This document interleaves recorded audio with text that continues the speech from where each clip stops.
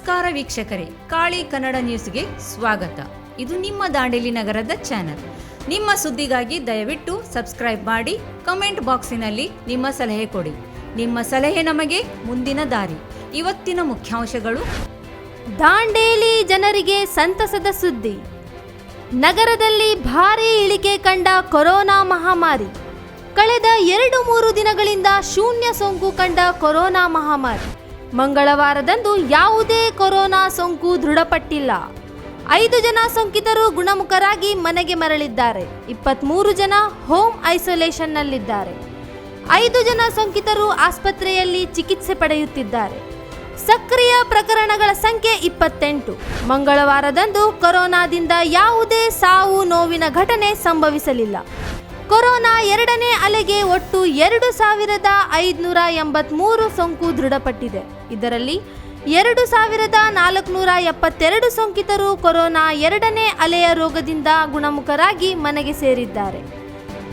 ಈವರೆಗೆ ಕೊರೋನಾ 2ನೇ ಅಲೆಯ ಸೋಂಕಿಗೆ 83 ಜನ ತಮ್ಮ ಪ್ರಾಣ ಬಿಟ್ಟಿದ್ದಾರೆ.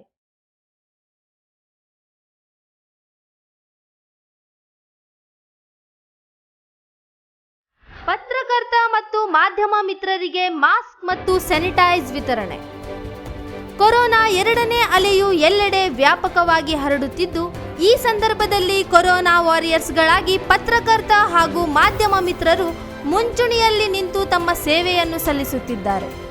ಇವರ ಈ ಕಾರ್ಯಕ್ಕೆ ಮೆಚ್ಚುಗೆ ವ್ಯಕ್ತಪಡಿಸಿ ನಗರದ ಕ್ರೆಡಿಟ್ ಎಕ್ಸೆಸ್ ಗ್ರಾಮೀಣ್ ಲಿಮಿಟೆಡ್ ವತಿಯಿಂದ ಕೊರೋನಾ ಫ್ರಂಟ್ಲೈನ್ ವಾರಿಯರ್ಸ್ಗಳಾದ ಪತ್ರಕರ್ತ ಹಾಗೂ ಮಾಧ್ಯಮ ಮಿತ್ರರಿಗೆ ಮಾಸ್ಕ್ ಮತ್ತು ಸ್ಯಾನಿಟೈಸ್ ವಿತರಿಸಲಾಯಿತು. ಈ ಸಂದರ್ಭದಲ್ಲಿ ತಾಲೂಕಾ ಕಾರ್ಯನಿರತ ಪತ್ರಕರ್ತ ಸಂಘದ ಅಧ್ಯಕ್ಷರು, ಏರಿಯಾ ಮ್ಯಾನೇಜರ್ ಹಾಗೂ ಶಾಖೆಯ ಸಿಬ್ಬಂದಿ ವರ್ಗದವರು ಉಪಸ್ಥಿತರಿದ್ದರು. ಪಿಸಿ ಟ್ಯಾಬ್ ವಿತರಣೆ ಹಾಗೂ ಸ್ಮಾರ್ಟ್ ರೂಮ್ ಉದ್ಘಾಟನೆ ಕಾರ್ಯಕ್ರಮ.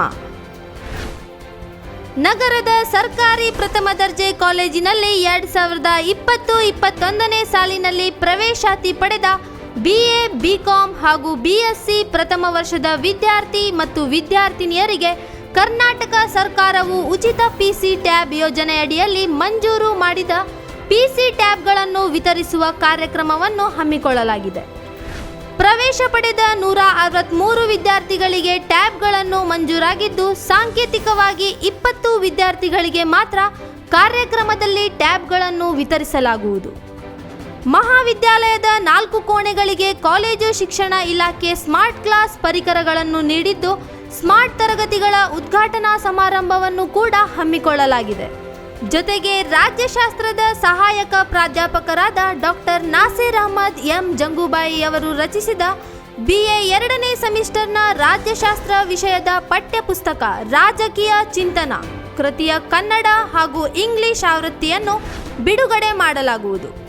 ಈ ಎಲ್ಲ ಕಾರ್ಯಕ್ರಮದ ಉದ್ಘಾಟನೆಯನ್ನು RV ದೇಶಪಾಂಡೆ ಶಾಸಕರು ಹಾಗೂ ಅಧ್ಯಕ್ಷರು, ಕಾಲೇಜು ಅಭಿವೃದ್ಧಿ ಸಮಿತಿ ಇವರು ನೆರವೇರಿಸುವರು. ಹಾಗೂ ಈ ಸಮಾರಂಭದಲ್ಲಿ ಕಾಲೇಜಿನ ಪ್ರಾಚಾರ್ಯರು ಮತ್ತು ಸಿಬ್ಬಂದಿ ವರ್ಗದವರು ಉಪಸ್ಥಿತರಿರುವರು. ಎಲ್ಲರಿಗೂ ನಮಸ್ಕಾರಗಳು. ನಾಳೆ ನಮ್ಮ ಮಹಾವಿದ್ಯಾಲಯದಲ್ಲಿ ಒಂದು ವಿಶಿಷ್ಟವಾದ ಕಾರ್ಯಕ್ರಮವನ್ನು ಹಮ್ಮಿಕೊಂಡಿದ್ದೇವೆ. ಕರ್ನಾಟಕ ಸರ್ಕಾರವು ಕಳೆದ ವರ್ಷ ಸರ್ಕಾರಿ ಮಹಾವಿದ್ಯಾಲಯದಲ್ಲಿ ಪ್ರವೇಶ ಪಡೆದ ವಿದ್ಯಾರ್ಥಿನಿಯರಿಗೆ ಉಚಿತವಾಗಿ ಲ್ಯಾಪ್ಟಾಪ್ಗಳನ್ನು ನೀಡಿತ್ತು. 2020-21ನೇ ಸಾಲಿಗೆ ಪ್ರವೇಶ ಪಡೆದ ಪ್ರಥಮ ವರ್ಷದ ವಿದ್ಯಾರ್ಥಿನಿಯರಿಗೆ ಟ್ಯಾಬನ್ನು ಉಚಿತವಾಗಿ ನೀಡ್ತಾ ಇದೆ.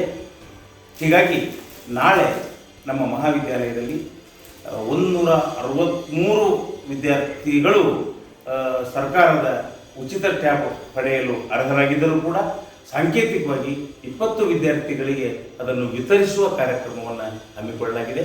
ಹಾಗೆಯೇ ಕರ್ನಾಟಕ ಸರ್ಕಾರದ ಕಾಲೇಜು ಶಿಕ್ಷಣ ಇಲಾಖೆ ನಮ್ಮ ಮಹಾವಿದ್ಯಾಲಯಕ್ಕೆ 4 ಕೋಣೆಗಳನ್ನು ಸ್ಮಾರ್ಟ್ ತರಗತಿಗಳನ್ನಾಗಿ ರೂಪಿಸಲು ಪರಿಕರಗಳನ್ನು ಒದಗಿಸಿದೆ. ಹೀಗಾಗಿ ಸ್ಮಾರ್ಟ್ ಕ್ಲಾಸ್ಗಳ ಉದ್ಘಾಟನೆ ಕೂಡ ನಡೀತಾ ಇದೆ. ಜೊತೆಗೆ ನಮ್ಮ ಮಹಾವಿದ್ಯಾಲಯದ ರಾಜ್ಯಶಾಸ್ತ್ರ ಸಹ ಪ್ರಾಧ್ಯಾಪಕರಾದ ಡಾಕ್ಟರ್ NM ಜಂಗೂಬಾಯಿ ಅವರು BA 2ನೇ ಸೆಮಿಸ್ಟರಿಗೆ ರಚಿಸಿದಂತಹ ರಾಜ್ಯಶಾಸ್ತ್ರ ವಿಷಯದ ರಾಜಕೀಯ ಚಿಂತನೆ ಎಂಬ ಪಠ್ಯಪುಸ್ತಕದ ಕನ್ನಡ ಹಾಗೂ ಇಂಗ್ಲಿಷ್ ಆವೃತ್ತಿಗಳ ಬಿಡುಗಡೆ ಕಾರ್ಯಕ್ರಮ ಕೂಡ ಹಮ್ಮಿಕೊಳ್ಳಲಾಗಿದೆ. ಈ ಎಲ್ಲ ಕಾರ್ಯಕ್ರಮಗಳನ್ನು ನೆರವೇರಿಸುವಂಥವರು ನಮ್ಮೆಲ್ಲರ ಅಚ್ಚುಮೆಚ್ಚಿನ ಶಾಸಕರು ಮತ್ತು ನಮ್ಮ ಮಹಾವಿದ್ಯಾಲಯದ ಅಭಿವೃದ್ಧಿ ಸಮಿತಿಯ ಅಧ್ಯಕ್ಷರಾಗಿರುವಂಥ ಸನ್ಮಾನ್ಯ RV ದೇಶಪಾಂಡೆಯವರು, ಅವರ ಜೊತೆಗೆ ನಮ್ಮ ಮಹಾವಿದ್ಯಾಲಯದ ಅಭಿವೃದ್ಧಿ ಸಮಿತಿಯ ಸದಸ್ಯರು ಮತ್ತು ಕಾಲೇಜು ಸಿಬ್ಬಂದಿ ಕೂಡ ಉಪಸ್ಥಿತರಿರ್ತಾರೆ.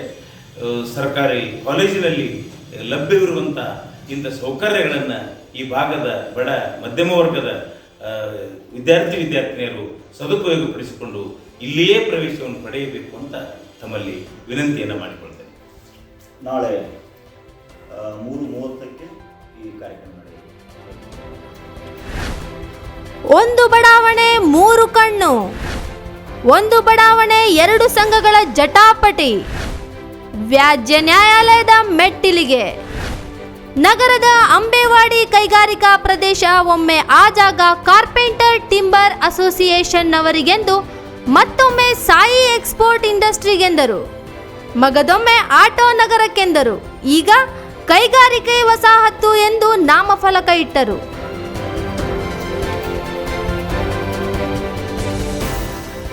ಸದ್ಯಕ್ಕಂತೂ ಇದು ಯಾತಕ್ಕಾಗಿ ಮೀಸಲಿಟ್ಟ ಜಾಗ ಎಂಬುದೇ ಗೊಂದಲಕ್ಕೊಳಗಾಗಿದ್ದು, ಕೆಲವು ಇಲಾಖೆಯ ಎಡಬಿಡಂಗಿತನ ನಿರ್ಧಾರಗಳಿಂದ ಹಾಗೂ 2 ಸಂಘಗಳ ಬೇಡಿಕೆಯ ವ್ಯಾಜ್ಯದಿಂದಾಗಿ ಕೋಟ್ಯಾಂತರ ರು ಬೆಲೆ ಬಾಳುವ ಅಂಬೇವಾಡಿಯ ಈ ಜಾಗ ಕೆಲಸಕ್ಕೆ ಬಾರದೆ ಬಣಗುಡುತ್ತಿರುವಂತಾಗಿದೆ.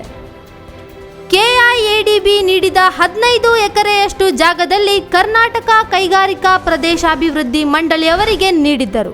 ಇದರಲ್ಲಿ ಬೆಂಗಳೂರಿನ ಸಾಯಿ ಎಕ್ಸ್ಪೋರ್ಟ್ ಪ್ರೈವೇಟ್ ಲಿಮಿಟೆಡ್ ರವರಿಗೆ 10 ಎಕರೆ ನೀಡಲಾಗಿತ್ತು.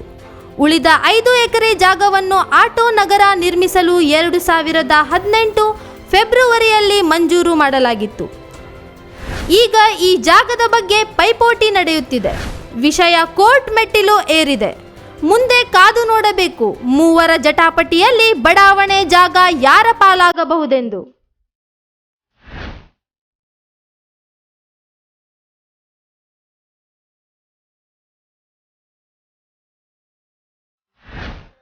ನಗರದಲ್ಲಿ ಡೆಂಗ್ಯೂ ಹಾವಳಿ. ನಗರದಲ್ಲಿ ಕಳೆದ 1 ತಿಂಗಳಿನಿಂದ ದಾಂಡೇಲಿ ತಾಲೂಕಿನಲ್ಲಿ ಡೆಂಗ್ಯೂ ಜ್ವರ ಹೆಚ್ಚಾಗಿ ಕಂಡುಬರುತ್ತಿದೆ. ಕೊರೋನಾದಿಂದ ನಿಟ್ಟುಸಿರು ಬಿಟ್ಟ ದಾಂಡೇಲಿ ಜನತೆಗೆ ಮತ್ತೊಂದು ಆಘಾತ. ದಿನದಿಂದ ದಿನಕ್ಕೆ ಡೆಂಗ್ಯೂ ಆತಂಕ ಹೆಚ್ಚುತ್ತಲೇ ಇದೆ. ನಗರದ ಗಟಾರ್ ಸ್ವಚ್ಛತೆ ಇಲ್ಲದಿರುವುದು ಹಾಗೂ ಕೆಲವು ವಾರ್ಡ್ಗಳಲ್ಲಿ ಗಿಡಗಂಟಿಗಳಿಂದ ಆವರಿಸಿರುವುದರಿಂದ ಸೊಳ್ಳೆ ಉತ್ಪತ್ತಿ ಹೆಚ್ಚಾಗುತ್ತಿದೆ.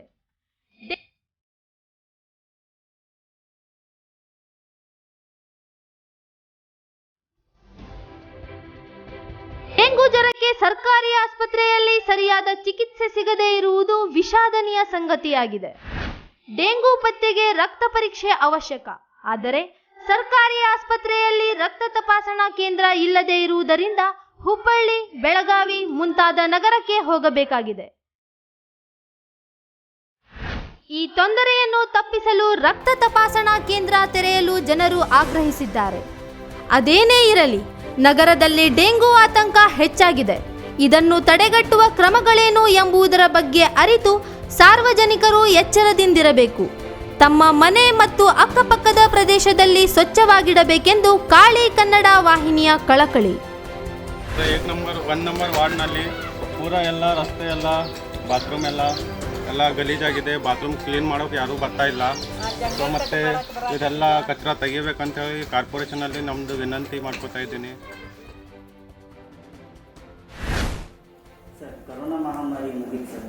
ಇಲ್ಲಿ ಡೆಂಗು ಹಾವಳಿಗಳು ಜಾಸ್ತಿ ಆಗ್ತದೆ ದಾಂಡೇಲಿಯಲ್ಲಿ. ಕೆಲವೊಂದು ವಾರ್ಡ್ ನಂಬರ್ 1 ಕೆಲವೊಂದು ವಾರ್ಡ್ ವಿಡಿಯೋಸ್ ಫೋಟೋಸ್ ಬಂದಿದ್ದಾವೆ. ಈಗೂ ಬಳಕೆ ಪ್ರದೇಶ ಇದೆ. ಇನ್ನು ಶೌಚಾಲಯ ಕ್ಲೀನ್ ಇಲ್ಲ ಅಂತ ವಿಡಿಯೋಸ್ ಎಲ್ಲ ಕಳಿಸ್ತಾ ಇದೆ. ಬೇರೆ ಕಡೆ ನಾವು ಸಭೆ ನಡೆಸಿದ್ದೀವಿ, ಸ್ವಚ್ಛತೆ ಇದೆ ಅಂತ ಹೇಳ್ತಾ ಇದ್ದೀವಿ. ಬಟ್ ದಾಂಡೇಲಿ ಕೆಲವೊಂದು ಭಾಗದ ಸ್ವಚ್ಛತೆಗೆ ನಾವು ಅದು ನಮ್ಮ ಗಮನಕ್ಕೂ ಬಂದಿದೆ. ನಾವು ಸ್ಥಳ ಪರಿಶೀಲನೆ ಮಾಡಿ ನೋಡಿದ್ದೀವಿ. ಎಲ್ಲ ಅಧ್ಯಕ್ಷರು ಸದಸ್ಯರು ನಾವೆಲ್ಲ ಸೇರಿಬಿಟ್ಟು ಅದಕ್ಕೋಸ್ಕರ ನಿನ್ನೆಯಿಂದ ನಿರಂತರವಾಗಿ ಸಭೆಗಳನ್ನು ನಾವು ಮಾಡ್ತಾ ಇದ್ದೀವಿ. ಏನು ಕ್ರಮ ತಗೋಬೇಕು ಅನ್ನೋದು ಇವತ್ತೆಲ್ಲ ಡಿಸೈಡ್ ಮಾಡಿದ್ದೀವಿ. ಎಲ್ಲ ವಾರ್ಡ್ಗೆ ಒಬ್ಬೊಬ್ಬರಿಗೆ ಪೌರ ಕಾರ್ಮಿಕರನ್ನು ನೇಮಿಸಿ ಸ್ವಚ್ಛತೆಯ ಬಗ್ಗೆ ಮೊದಲನೇ ಆದ್ಯತೆ ಕೊಡೋದು ಅಂತ ನಿರ್ಣಯ ಮಾಡಿದ್ದೀವಿ. ಸ್ವಚ್ಛತೆ ಬಗ್ಗೆ ಗಮನವನ್ನು ಕೊಡ್ತಾ ಇದ್ದೀವಿ. ಸರ್, ಈಗ ಟೆಸ್ಟಿಂಗ್, ಯಾಕಂದರೆ ಈಗ 10 ವರ್ಷ 20 ವರ್ಷ ಹಿಂದಿರುವ ಈ ರೋಗಗಳಿದೆ ಇತ್ತು, ಈಗ ರೋಗ ಬಂದಿದೆ. ಅದು ಟೆಸ್ಟಿಂಗ್ಸ್ ಇಲ್ಲ. 2 ವರ್ಷ ಆದ್ಮೇಲೆ ಬಂದಿರೋ ಕರೋನಾಗೆ ಎಲ್ಲ ರೀತಿಯ ಪ್ರೊಟೆಕ್ಟ್ ಕೊಡ್ತಾ ಇದ್ದಾರೆ. ಬಟ್ ಡೆಂಗು ವಿಷಯದಲ್ಲಿ ಯಾಕೆ ಇಷ್ಟು ನಿರ್ಲಕ್ಷ್ಯ ಕಾಣ್ತಾ ಇದೆ ನಾಡಿಗೆ? ಏನಂಥದ್ದೇನಿಲ್ಲ, ನಿರ್ಲಕ್ಷ್ಯ ಅನ್ನೋ ಪದ ಏನಿಲ್ಲ. ಬಟ್ ಇಲ್ಲಿ ಲ್ಯಾಬ್ ಇಲ್ಲದೆ ಇರೋದ್ರಿಂದ, ಆ ವ್ಯವಸ್ಥೆ ಇಲ್ಲದೆ ಇರೋದ್ರಿಂದ ಬೇರೆ ಸಮೀಪದ ಧಾರವಾಡ ಅಲ್ಲಿ ಹೋಗಿ ಟೆಸ್ಟ್ ಮಾಡಿಸುವಂಥ ವ್ಯವಸ್ಥೆ ಮಾಡ್ತಾ ಇದ್ದಾರೆ.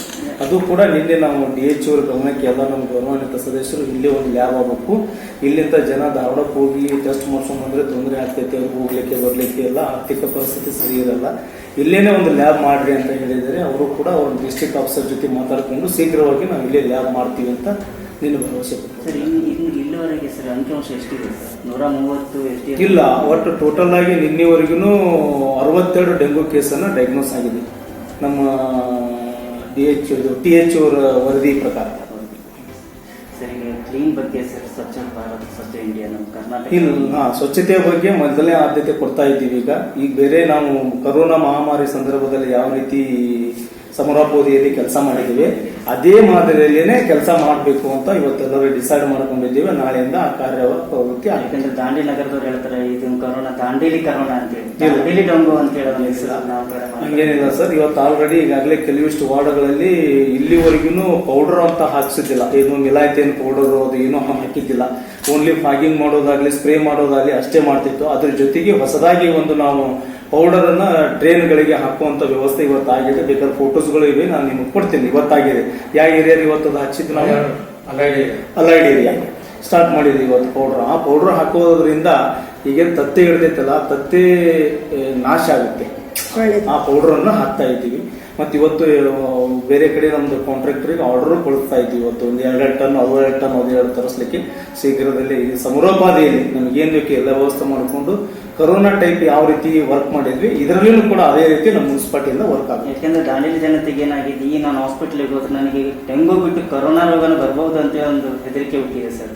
ಅವರಿಗೆ ಬೇರೆ ಕಡೆ ವ್ಯವಸ್ಥೆ ಆಗಿದೆ ಸರ್. ಹೆದರಿಕೆ ಇರ್ಬೋದು, ಬಟ್ ಹೆದರುವಂತ ಅವಶ್ಯಕತೆ ಇಲ್ಲ. ಡೆಂಗು ಅಕಸ್ಮಾತ್ ಬಂದರೂ ಕೂಡ ಅದಕ್ಕೆ ಔಷಧೋಪಚಾರ ಇದೆ, ಹೆದರಬೇಡ್ರಿ ಯಾರು. ಬಟ್ ನಿಮ್ಮ ಮನೆಯ ಸುತ್ತಮುತ್ತಲು ಇರ್ತಕ್ಕಂಥ ಪ್ರದೇಶ ಮೊದಲು ನೀವು ಸ್ವಚ್ಛವಾಗಿ ಇಟ್ಕೋಬೇಕು. ಒಂದು. ಎರಡನೇದು, ಈ ಡೆಂಗು ಉತ್ಪತ್ತಿ ಆಗೋದು ಒಂದು ಸೊಳ್ಳೆಯಿಂದ. ಆ ಸೊಳ್ಳೆ ಉತ್ಪತ್ತಿ ಆಗೋದು ಸ್ವಚ್ಛ ನೀರಿನಿಂದ, ಯಾವುದೇ ಗಲೀಜ್ ಕೊಳಚೆ ನೀರಿನಿಂದ ಉತ್ಪತ್ತಿ ಅಂತೂ ಆಗೋದಿಲ್ಲ. ಇದು ಒಂದೇದ್ದು. ಬಟ್ ಸ್ವಚ್ಛತೆಗೋಸ್ಕರವಾಗಿ ನಾವು ಸ್ವಚ್ಛತೆ ಮಾಡಿಸ್ತೀವಿ. ಅವ್ರ ಸುತ್ತರದಾಗ ಇರ್ತಕ್ಕಂಥ ನೀರನ್ನು ನಿಲ್ಲದೆ ಇರೋ ಹಾಗೆ ಒಂದು ಸಿಮೆಂಟ್ ಡೋಣಿ ಇರ್ಬೋದು, ಅಥವಾ ಒಂದು ಪಾತ್ರೆ ಇರ್ಬೋದು, ಅಥವಾ ಟ್ಯಾಂಕ್ ಇರ್ಬೋದು, ಅದರಲ್ಲಿ ಹೆಚ್ಚು ದಿನ ಕಾಲ 3-2 ದಿವಸ ಕಾಲ ಹೆಚ್ಚಿಗೆ ನೀರು ನಿಲ್ಲದೆ ಇರೋ ಹಾಗೆ ಅವ್ರು ವ್ಯವಸ್ಥೆ ಮಾಡ್ಕೋಬೇಕು. ಒಂದ್ ವೇಳೆ 2-3 ದಿನಕ್ಕಿಂತ ಹೆಚ್ಚಿಗೆ ಅವ್ರು ಇಟ್ಟುಕೊಳ್ಳುವಂಥ ವ್ಯವಸ್ಥೆ ಇತ್ತು ಅಂದ್ರೆ ಅದ್ರ ಮೇಲೆ ಮುಚ್ಚುವಂಥ ವ್ಯವಸ್ಥೆ ಮಾಡಬೇಕು. ಇದನ್ನು ಕಡ್ಡಾಯವಾಗಿ ಎಲ್ಲ ಸಾರ್ವಜನಿಕರು ಅವ್ರು ಮಾಡಿಕೊಂಡ್ರೆ 50% ಈ ಡೆಂಗು ಕಾಯಿಲೆಯಿಂದ ನಾವು ಬಚಾವಾದಂಗೆ. ಸರಿ.